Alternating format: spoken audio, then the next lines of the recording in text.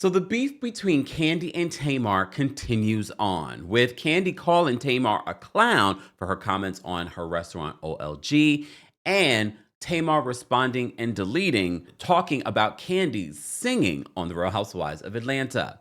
Not only that, Drew Sidora from The Real Housewives of Atlanta's estranged husband, soon to be ex husband, Ralph Pittman, has his own explanation for some of the quote lies that Drew has shared on the latest season. Here we go now.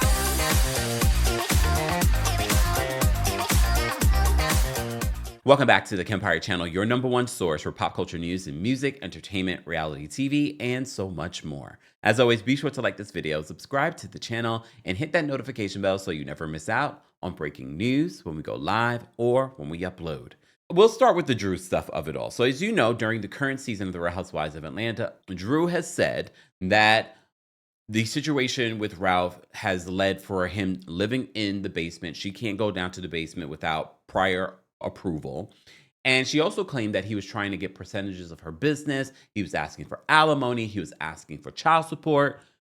I didn't even expect this. I don't know what I was thinking, especially if you know what we've seen of Ralph on Real Housewives of Atlanta. He decided to launch a podcast called Ralph in the Basement.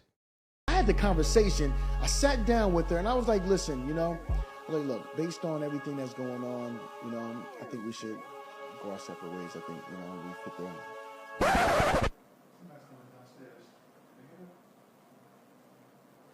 Yo, look, if they come down, everybody got free reign because she's not allowed to be down here. So if she come down these steps, I'm going to the courts. You know what I'm saying? Yo, putting it right in the app. Hey, Drew violated the order. Look, it's not a game out here. You know what I'm saying? It's not a game. I'm standing on business. I'm standing on business here. Let me drink to that.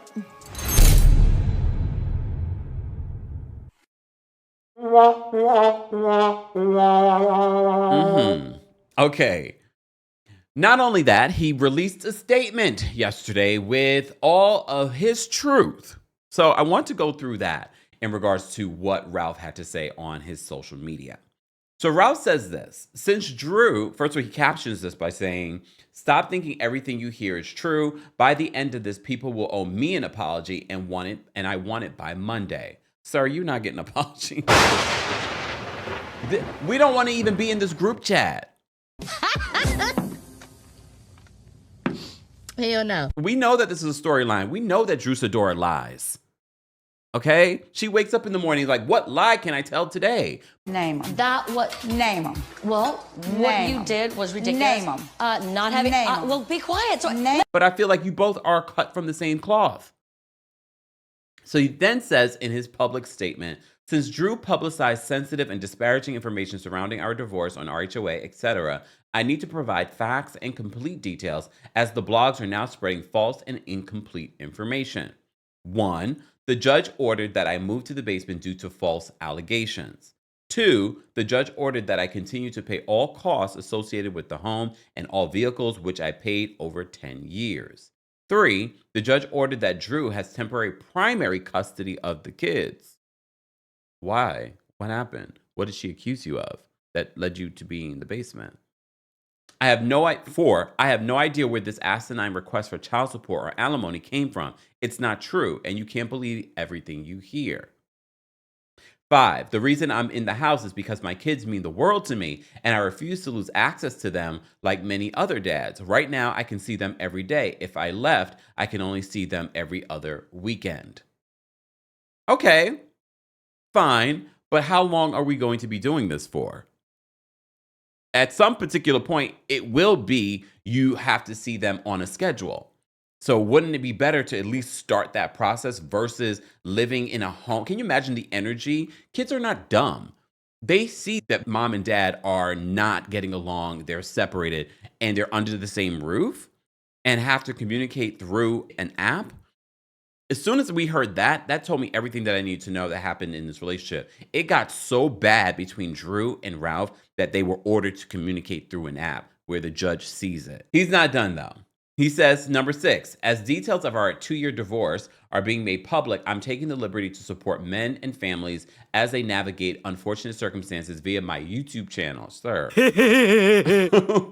I've learned a lot through this journey and sharing my experiences. Subscribe as it will be valuable and entertaining. Sir, no.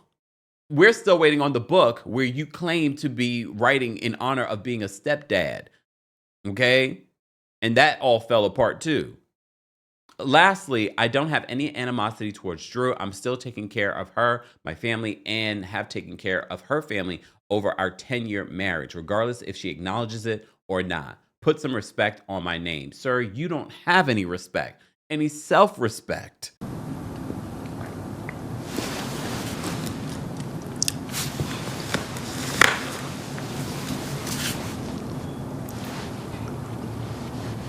What work do you do? That has been the biggest question. Ralph. What exactly is your job? We're still waiting on that. All right. What we're waiting on is this beef between Kandi and Tamar Braxton to end. So Kandi was in an interview with Entertainment Tonight, and she spoke about, well, it was brought up very casually by Bryce Sanders, in regards to what Tamar had to say about OLG, her restaurant.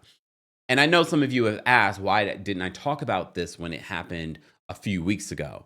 I didn't talk about it because the video that surfaced was old. And I was not trying to get involved in old drama, especially because it was old. Why reignite it? Nobody has yet to say how nasty old lady gang is. Nobody. Why? And that is a known thing here in Atlanta. Like, it's something like, nobody is saying, yo, where we going to go eat? Bitch, let's go to old lady gang. Who? Oh, bitch, that steak from Blaze was banging. What's the name of the person? Where they at? Now, let's just be honest. Are we being honest? Is we everybody got their head down. See, everybody, y'all scared too? Listen, because I'm just being honest. This is what the premise of the show is. Now, y'all done read She by Sheree. The lady done called the girl Sheen by Sheree. The lady done dragged that lady till her wig came unglued on the side. Okay? But nobody said how terrible the service is at Old Lady Gang.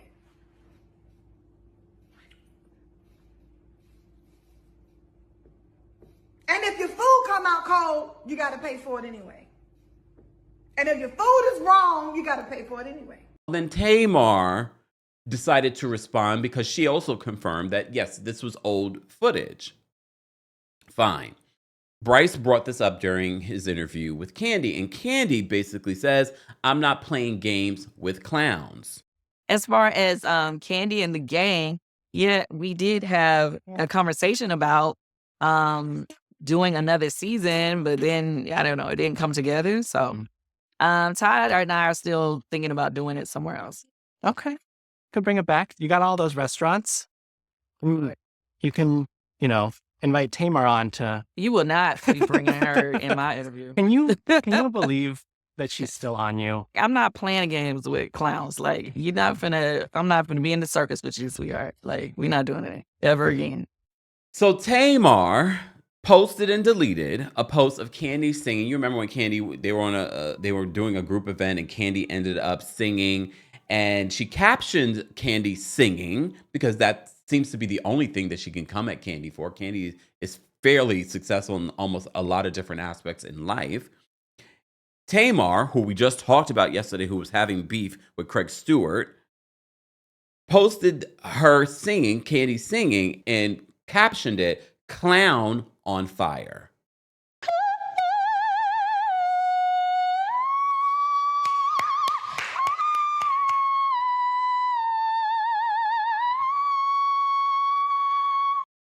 I don't get it, but here we are.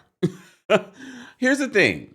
Tamar, you, again, I said this in the previous video, you are the common denominator in all of these beefs. You don't see Kandi or any of these other people beefing with other people the way that you are. So at some point, you have to see that you are the problem. And I'm not sitting here defending OLG because people have said what they've said about those restaurants, including myself, and them being closed down. And Kandi has yet to address that Blaze is closed and that she's being sued by the landlords. Just saying. If anything, you could have came at her with that. You could have just posted the headlines in regards to that, because Kandi has not talked or addressed that. And honestly, I really feel like Kandi should, because it's not even about public persona. It's the people that want to go to these spaces and restaurants and they're not able to. Because remember, that was the word on the street, is that people were able to make reservations, but they would show up and they weren't able to get in. I don't know what's going on with that. Again, Kandi has said nothing in regards to that. Kandi is currently being sued. We did a separate video talking about that. But it seems as if, though, Tamar, you just consistently have an issue publicly with everyone. I don't know if this is just you trying to get attention from the public, so you don't care if it's good or bad. But I implore you to stop. Because if you're going to post something, post it and stand on it. Don't post and delete, because you already know people are going to catch it. Go heal. Please and thank you. Please and thank you. Guys, as always, I want to know your thoughts and opinions on all of this. Drew Sidora's baby's father coming out, estranged husband coming out, Kandi versus Tamar. I want that to be over. I really thought after Big Brother that they could at least be peaceful.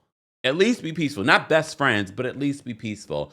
And no, apparently not. There is no peace if it involves Tamar Braxton, including with her own family. Guys, as always, be sure to like this video, subscribe to the channel, and hit that notification bell so you never miss out on breaking news when we go live or when we upload. Thanks for watching. Here we go now.